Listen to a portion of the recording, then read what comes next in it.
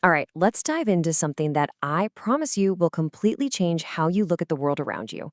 It's called systems thinking. And really, it's all about understanding complexity and, well, why our best laid plans seem to blow up in our faces so often. Let's start with a feeling I bet is all too familiar.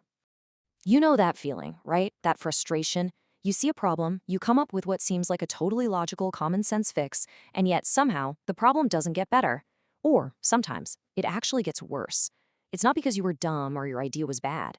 It's because you were probably trying to fix a single piece of a complex system where simple cause and effect just doesn't tell the whole story. Okay, think about traffic.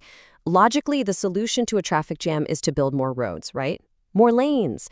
But what almost always happens? That big, shiny new highway just encourages more people to drive. It's a thing called induced demand. And before you know it, you're sitting in the exact same traffic jam, just on a wider road. Or how about this one? The effort to crack down on drugs. You think, let's restrict the supply. But if you make a product that people really want harder to get, you don't actually get rid of it. You just make it more valuable. The price skyrockets, which makes the whole business way more profitable for the suppliers who are left, which guess what? Attracts even more people to the trade. It's a perfect counterintuitive result. And this one, oh, this is everywhere today. We get obsessed with making our businesses and supply chains incredibly efficient. Just-in-time delivery, no waste, no slack. But by trimming all that fat, we also remove the system's ability to absorb a shock. So the moment one little thing goes wrong, a storm, a factory closure, the entire system can just grind to a halt. It becomes incredibly fragile. So, how do we get out of these traps? Well, it all starts with a huge mental shift. We have to stop staring at the individual parts of a problem and start seeing the whole system. And even more important, we have to see the connections between all those parts. Donella Meadows, who was a total pioneer in this field, just nailed it with this quote. The magic, the behavior, the really stubborn problems, they don't live inside the individual pieces. They live in the relationships, in the web of interactions and feedback that flows between them. So, this is the textbook definition. But what it really means is we have to stop looking for a single root cause. We have to recognize that A doesn't just cause B. More often, A influences B, which then turns around and influences A in this constant dynamic dance. The key is to stop reacting to one-off events and start looking for these deeper patterns of behavior.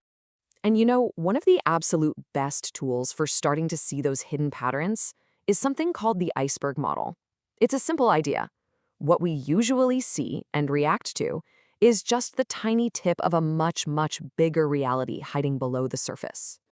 Okay, so right at the top above the water, you have events. This is the stuff that gets our attention. A customer suddenly cancels their subscription. Our first instinct is just to react. But if we look just below the surface, we might see patterns. Customer churn has been slowly rising for the last 6 months. Now we can start to anticipate. But why? Go deeper still and you find the structures. Maybe our sales team has a compensation plan that rewards signing up any customer, even if they're a bad fit. Now we can redesign the system. And at the very, very bottom, you find the mental models, the deep-seated beliefs like growth at all costs is the only thing that matters. When you change that, that's when you get real transformation. So what exactly are these structures that are driving everything from below the surface? Well, at their very heart, they're all built out of something called feedback loops. You can think of these loops as the hidden engine that's making the whole system behave the way it does. And here's the wild part.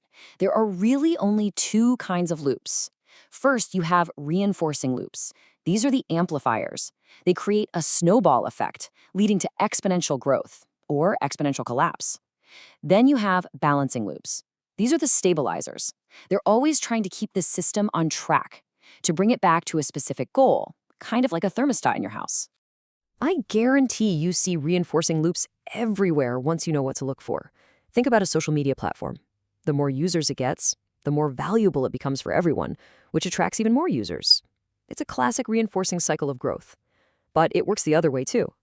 In a stock market panic, a little bit of fear leads to selling, which drives the price down, which creates even more fear. The change just keeps amplifying itself. Balancing loops, on the other hand, are all about stability. Your thermostat is a perfect example. It has a goal, 70 degrees. If the room gets too hot, the heat kicks off. If it gets too cold, it kicks on. The system is always working to hit its target. This is also why big changes are so difficult. When you try to push through a new policy or reform, the existing system often pushes back with all its might to try and maintain the status quo. Okay, so this is where it all comes together. This is the payoff. Once you can start to see the system structure, once you can see the feedback loops that are driving it, you can start to find the high leverage points.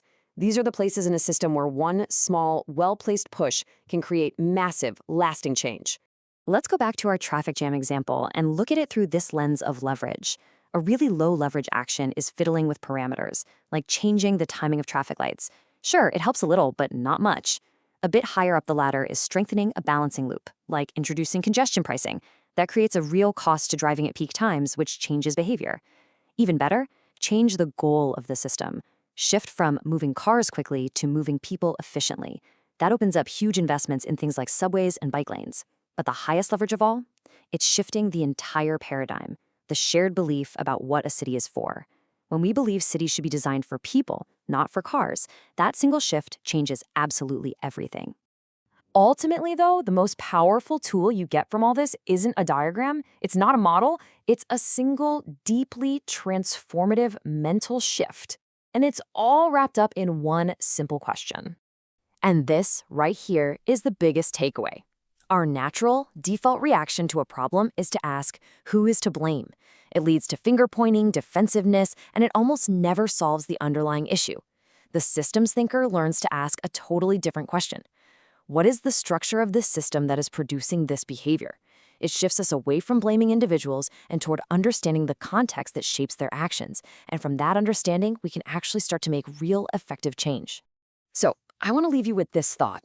Think about a problem in your work, in your community, maybe even in your own life that just seems stuck and frustrating.